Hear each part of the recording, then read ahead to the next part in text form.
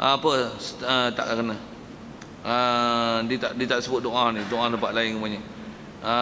Huraian kata tak sama tu, setengahnya selamat, setengahnya pula binasa. Okay. Jadi kita selamat tak selamat, semak amalan masing-masing, semak akidah masing-masing. Ada akidah Syiah, ada akidah Wahabi. Apa dia Syiah, apa dia Wahabi? Wajib belajar benda tu untuk faham supaya kita tak terjebak. Apa faham Jabariyah, apa Mu'tazilah, apa Qadariyah, apa pluralisme, apa liberalisme. Kita dalam bab nak mengenal ni tuan-tuan, takkan kita sempurna kenal Islam, melainkan kena kenal apa yang tak Islam.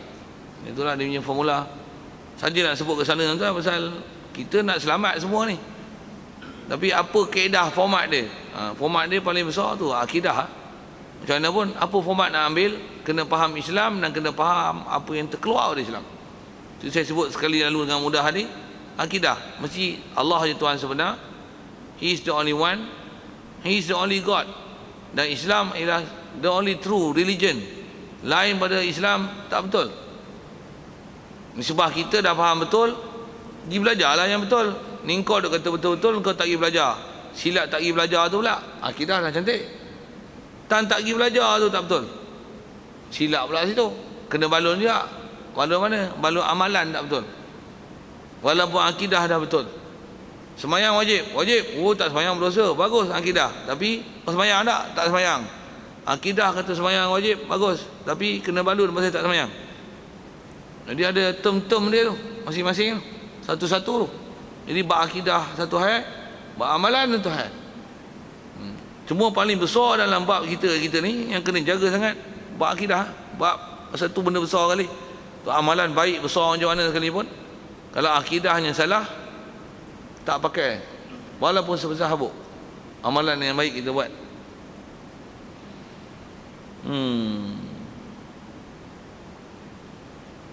Baik.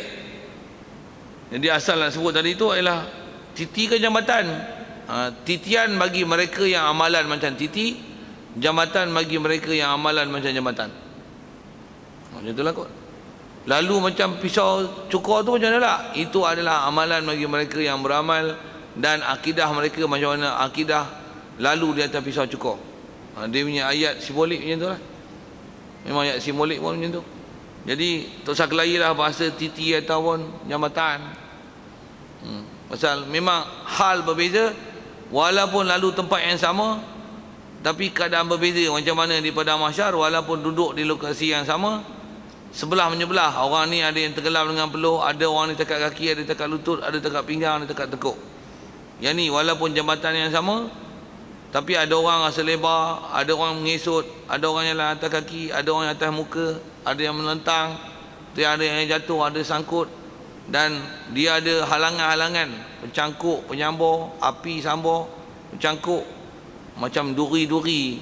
Dia kata pencangkuk lah, rupa pasal macam duri sa'dan kalau belajar dalam bab hadis. Duk jadi halangan untuk siapa-siapa yang nak melalui atas sirat tu.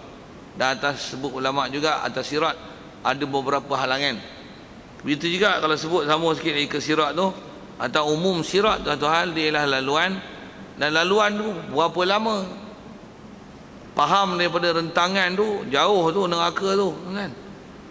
Itu atas riwayat ada sebut 1000 tahun naik, 1000 tahun lurus, 1000 tahun turun.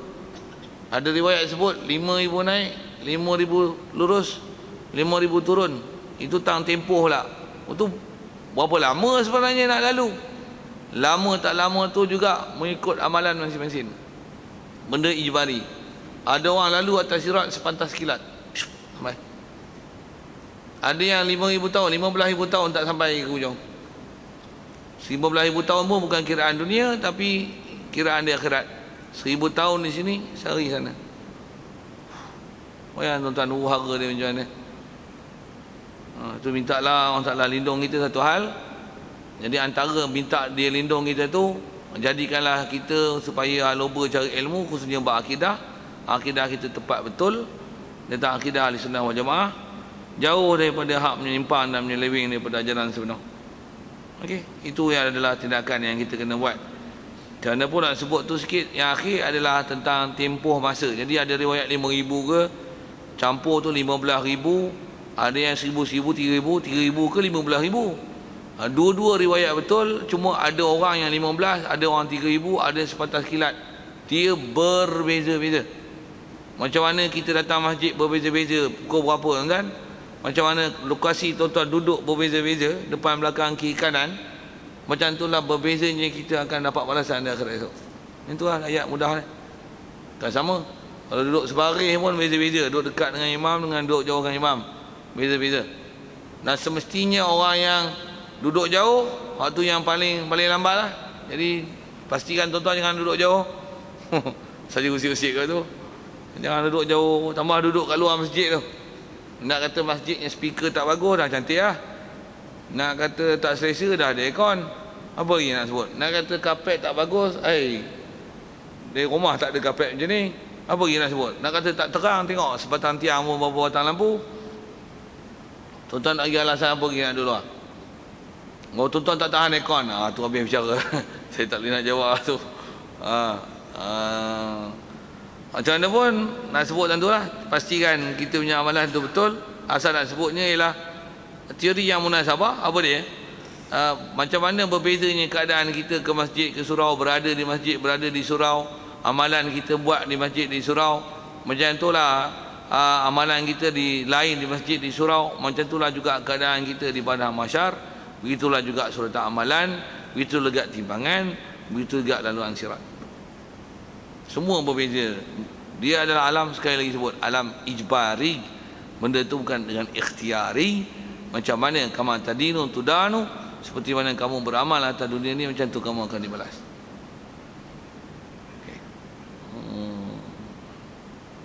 Rasa disebab nak bercara tentu, insya-Allah kita sambung nanti. Wal arsyu wal kursiyyu thummal qalamu wal katibuna lahu kullun hikamu. Wallahu a'lam. Kita tangguh situ. Yang baik pada orang Ta'ala, silap salah kalau bahasa tak sedap dengar tu adalah daripada kesilapan dan keimanan. Macam mana pun soalan kalau ada tentang apa kita bicara, asasnya ialah surat amalan, waktu ada mizan dan wazan, kemudian sirat. Soal kalau ada. Ya.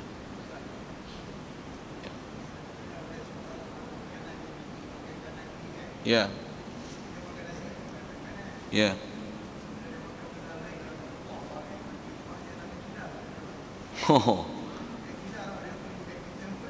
Pakai tangan kiri juga. Maksudnya nasi makan tangan kanan lah, tapi kerja-kerja lain dia kiri tu. Kuah-kuah. Kalau memang tangan dia cacat macam tu je, dia kidal. Macam mana pun keedahnya ajar menganan. Macam mana pun dengar dia elok. Makan dengan tangan kanan ni dia bukan wajib, tapi dia akhlak baik, itu amalan Nabi. Macam tu. Jadi sebaiknya tangan kanan. Walaupun ke tangan dia istilahnya mengidal lah, dia left handed person. Memang kerja kuat. Jadi apa benda yang memang nak perlukan kekuatan, dia kena tangan kanan. Memanah pun dia tarik tangan kiri. Dia bukan kanan. Sikit contoh memanah ha. Macam hammer pun dia pegang macam ni, kita pegang macam ni, dia pegang macam ni. Tapi makan nasi kau abaikan ni, kau makan tangan kanan. Pasal apa? Pasal nak contoh nisbah di mana kekuatan diperlukan, dan di situ perlukan kekidalan dia. Gunakanlah kekidalan anda dan kemahiran kidal itu. Kalau tidak nanti ketuk paku 20 batang duk bengkok. Pasal tak, keupayaan dia tak sesuai. Katalah itu kan. Jadi pakailah kidal pada masa tu. Tapi kalau kata tak perlukan kekuatan tu, kanan pun boleh menyelesaikan kerja tersebut, kanan kalah ya. Macam tu kot. Bahkan saya kalau sikit nak sebut ni, macam mana pun rasa saya jawab soalan tu. Saya ada kawan seorang dulu masa sekolah menengah. Benda ni mengidal. Tapi bila belajar, duk dengar kuliah apa, dia cuba tukar tulisan dia pun asalnya tulis tangan kiri je. Pasal dia punya kasih nak cinta ikut Nabi menganan, dia boleh tukar habit dia, tukar ke tangan kanan. It's up to you lah. Mungkin daripada kecil, mungkin memang kadang-kadang kekuatan kita diberi berbeza kanan kiri. Macam mana pun nisbah habit dia boleh ditukar. Kalau dia ialah hanya sebagai kebiasaan dah jadi habit, tukarlah ke kanan. Macam mana kita dah biasa makan dan minum kiri kan, you change your habit. Itu kot. Nak buat change tu, it's up to you. Okay. Macam mana pun nak sebut asal hukum tadi, dia bukan wajib, tapi mencontohi Nabi adalah yang paling baik. It's the best. Masa saya jawab soalan lain. Tuan. Ya.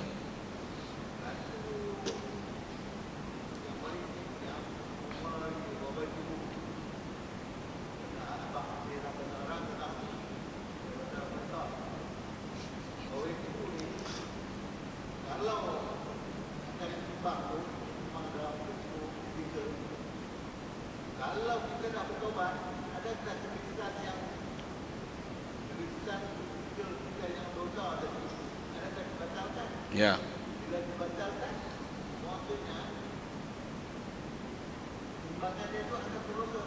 Ya.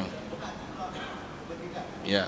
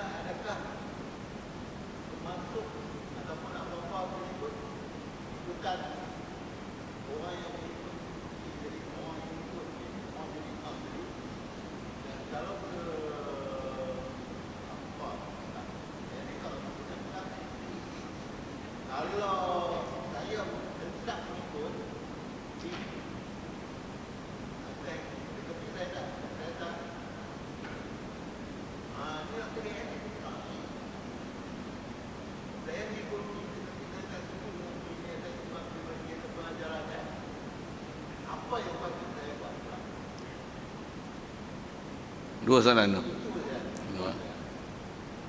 Soalan pertama adalah tentang ada amalan yang dibuat salah, betul dia taubat, adakah masih tercatat lagi dan nisbah aplikasi dia dengan timbangan itu.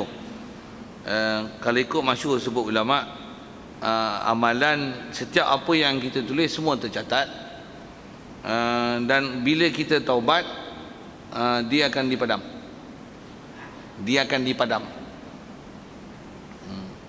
Maksudnya apa dosa yang ada, yang tu yang ada isyarat apa maksudnya Allah sini, bukti dia putih padam tu, tu nak cari tu, saya pun duk tengah scan. Okey. Kalau yang ada dalam, duk ingat tu, yang tu bab di Lauh Mahfuz, yamhullahu ma yasha wa yuthbit, itu bab Lauh Mahfuz. Allah SWT, lupa lah. Tapi ada tu. Jadi maksudnya memang atas masyhur sebut kaedah-kaedah ulama Ahlussunnah wal Jamaah, dalam catatan tu ditulis. Dan kalau katalah dia buat jahat dan istilah taubat lah masalah kita tadi, kalau dia taubat, jadi taubat itu akan memadamkan apa dosa yang telah tertulis itu. Okey. Kemudian yang tu rasanya soalan pertama. Soalan kedua ialah tentang, cuma soalan fiqahnya lah sikit kan, tentang imam ada A, B, ada yang kita tak setuju kan. Jadi ada yang tak setuju tu, jadi tak setuju tapi nak tak ikut, tak ikut tapi nak ikut kan. Jadi apa tindakan nak buat tu? Betul. Jadi nak dapatkan 27, kalau nak dapatkan 27, memang dia kena niat ikut imam, baru dapat pahala ikut imam. Macam mana pun atas kaedah fiqah dia ada kaedah macam ni, tak sah makmum mengikut imam yang makmum mengiktikadkan imam ni memang tak sah, sama ada akidah dia tak betul ataupun ada amalan-amalan dia yang menyebabkan batalnya solat dia, yang menyebabkan makmum tak boleh ikut imam. Kalau ada sampai tahap macam tu, memang makmum ni teruzur nak ikut imam tersebut, walaupun sebenarnya imam ni okey, Tapi makmum tu yang KO. Dia faham imam ni macam tu. Kalau dia faham sampai tahap itu, istilahnya akidah dia tak betul, semayang dia tak sah, memang makmum tak boleh ikut imam ini. Dan untuk dapat 27, dia kena cari imam lain atau masjid lain atau surau lain. Ya.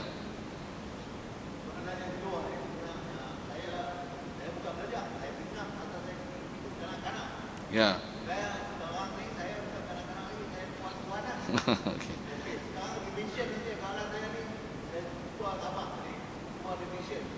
Oh, revision ya.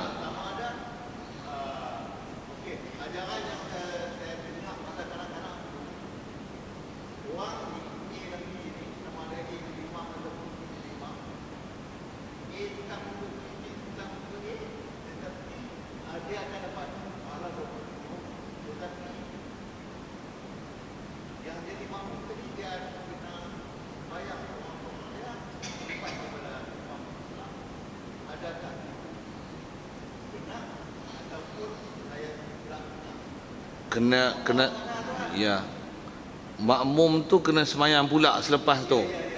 Kenapa? Pasal tak setuju tadi itulah.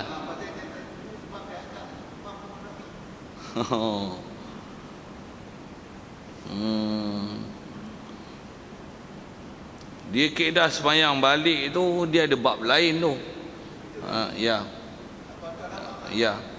Tapi kalau ikut asal kaedah macam saya sebut peraturan tu, hak besar yang disebut dalam kaedah-kaedah fiqh macam tadi itulah yang saya kata, kalau sampai tahap imam ini makmum mengiktikadkan imam tak sah semayang dia, sama ada faktor akidah ataupun faktor rukun syarat dalam bab solat, maka teruzur makmum kena ikut imam. Jadi dia kena buat jemaah lain ataupun semayang di masjid lain dan surau lain baru boleh dapat 27. Andai kata dia ikut juga tapi dia tak niat ikut jadi makmum, tak sah ikut. Pasal mana boleh ikut, apatah lagi istilahnya menunggu. Makmum dah habis ni tapi dia tunggu imam sedangkan dia tak niat ikut imam. Pada masa tu batal sembahyang makmum. Bukan imam tu yang masalah, makmum tu yang masalah. Pasal dia menunggu sedangkan dia tak niat ikut imam, masa tu batal sembahyang dia. Cuma kaedah kena ulang lain tu, kalau ikut yang tu bukan kaedah asal yang ada dalam fiqh. Kalau makmum ke imam dengan ada i'tiqad macam tu, dia hukum macam itulah. Tapi kalau katalah memang makmum ni ada benda yang dia tak setuju dekat imam, tapi taklah sampai tahap istilahnya mengiktikadkan imam ni ada rosak bab akidah ataupun bab rukun syarat yang sehingga istilahnya membatalkan sembahyang dia. Tapi ada benda dia tak setuju, mungkin dia ni selalu pakai seluar pendek, kaki rokok kuat kan? Jadi dengan sebab tu dia tak suka, ada benda dia berbulu dalam hati Jadi kalau semata-mata begitu, dia tak menghalangkan boleh ikut imam makmum. Cuma kalau imam ni, kalau memang dia ni sebenarnya ada ciri istilahnya fasiq, maksudnya keluar pada taat, sembahyang bagus pakai jubah korban, tapi naik motor lagi kepala lutut duduk luar, angkat motor katalah itu. Jadi ada istilah fasik. Jadi makruh berimam dengan imam macam ni. Bila makruh luput pahala jemaah, tak cantik juga. Jadi kalau imam macam ni, tukar imam lain, hantar nama kat tuanku macam sajalah bagi suggestion macam tu kan. Tapi itu status yang ada lah, untuk tengok tak dapat label 27 ataupun tidak. Jadi yang paling cantiknya cari imam yang baik, yang kita niat ikut imam. Itu yang paling best lah. Jemaah pula ramai di masjid pula tu awal waktu itu kot. Ya, baik. Ada lain? Okay.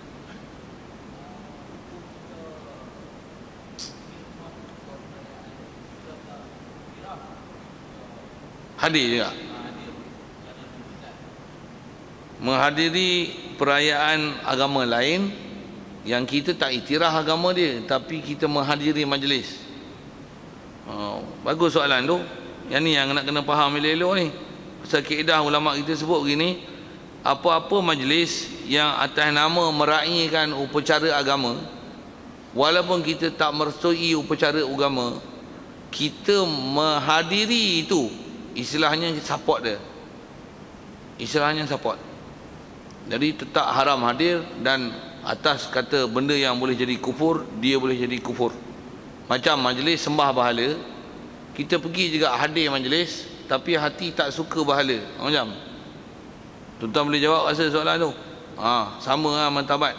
Dia buat Dipawali, kita tak iktiraf agama Hindu dia tu, tapi buat jamuan Dipawali atas title dia jamuan Dipawali, jamuan Tuhan Cahaya, mengikut pahaman mereka lah kan, Dewa Krishna apa semua tu. Kita hadir kadang tak makan pun, tapi hadir tu istilahnya support dia. Jadi kaedah tak, lakum dinukum waliyadin, kena bagi excuse dia. Sorry, I cannot enter your ceremonies.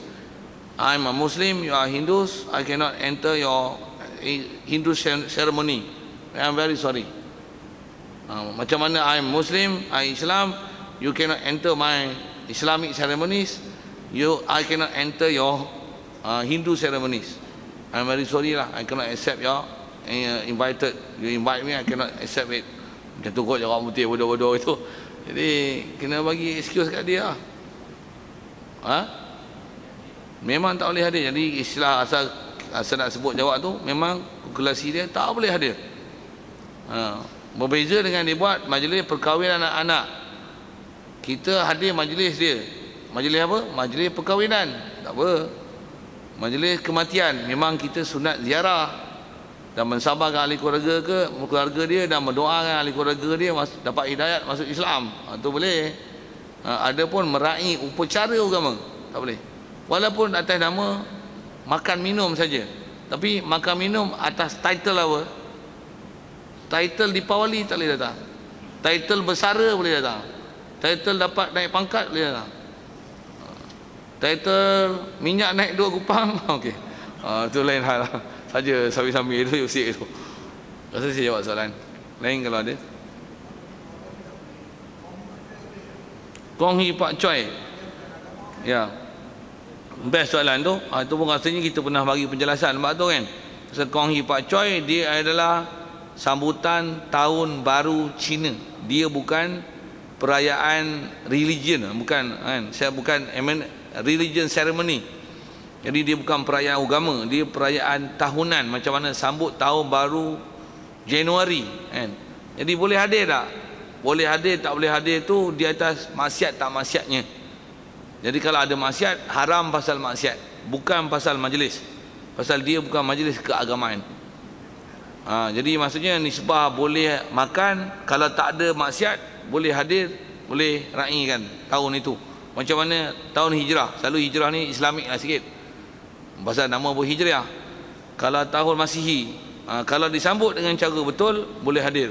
Sambut cara tak betul, minum arak, jual jam, panggil artis, nyanyi-nyanyi, joget-joget, haram lah. Jadi haram tu cuma bukan pasal sambut tahun, tapi pasal majlis apa yang digunakan untuk menyambut. Jadi kalau Konghi Pak Choi, dia bukan haram pasal pasal sambutan, tapi bagaimana majlis itu diraikan. Ya. Christmas tidak. Pasal Christmas adalah meraikan pahaman Kristian yang seolah-olah menyetujui akidah mereka Tuhan 3. Jadi apa-apa yang nama agama, Wesak, Taipusam, Dipawali, apa lagi, Christmas, apa-apa yang nama perayaan itulah, dia haram pasal dia sambutan agama. Satu, kalau 31 Ogos boleh, bukan agama. 16 September boleh. 13 Mei, ada sambut 13 Mei sajalah usik-usik tarikh tu kan. Tapi maksudnya bukan upacara agama boleh hadir. Hari wilayah boleh. Nuzul Quran, yang mana Islamik tak ada masalah lah. Jadi kena tengok adakah agama tak agama yang lain pada Islam itu. Satu, kalau saya ngaji dulu Tok Guru sampai dia kata gini, kalau katalah hari Christmas tu kita cuti, memang cuti kerajaan Malaysia. Cuma tuan-tuan cuti tu, tuan-tuan niat apa? Nak meraihkan Christmas? No. Jangan silap akidah tu. Selalu pun memang tak ada niat, tak ada apa-apa dah, cuti lah, relax lah, cuti ni, holiday, public holiday. Kalau atas nama cuti semata-mata tak ada masalah. Tapi kalau cuti pasal apa cuti? Ini Christmas. Atas kerana meraihkan Christmas tuan cuti, syahadah lain. Pasal tuan-tuan cuti kerana meraihkan, membesarkan agama lain sampai tuan-tuan cuti hari itu. Tu masalah. Kita tak diajar macam tu. Bahkan kalau kami di pondok, Tok Guru ajar macam ni. Kami hanya cuti hari-hari yang kebesaran Islam cuti. Tu pun kadang tak cuti. Lagi kuat amal, lagi kuat mengaji. Kalau yang memang tak cuti, Christmas tak cuti, Deepawali tak cuti, Wesak tak cuti, cuti semester pun orang cuti, kita tak cuti pasal kami tak ada cuti semester. Dia long life learning. At-ta'lim wa ta'allum tulal hayah. Ngaji dan mengajar sepanjang seumur hidup yang tu kot. Jadi cuti pun atas kerana nak pulun ibadat Ramadan, dan pasal bersibuk berziarah hari raya, dan bersibuk dengan ibadah kurban pada Idul Adha. Itu saja cuti. Yang lain tak ada. Jadi tak ada cuti sempurna tu. Sikitlah saya sebut. Kami Tok Guru asuh macam tu. Pasal supaya kita tak bercuti di atas dasar meraihkan perayaan agama hal lain. Itu kot. Bismillahirrahmanirrahim. Allahumma nawwir qulubana bi nuri hidayatika kama nawwartal arda bi nuri syamsika wa lan abada bi rahmatika ya arhamar rahimin warzuqna fahman nabiyyin wa hifdzal mursalin wa ilhamal malaikatil muqarrabin wa sallim tasliman ala jamil anbiya'i wal mursalin walhamdulillahi rabbil alamin. Assalamualaikum warahmatullahi wabarakatuh.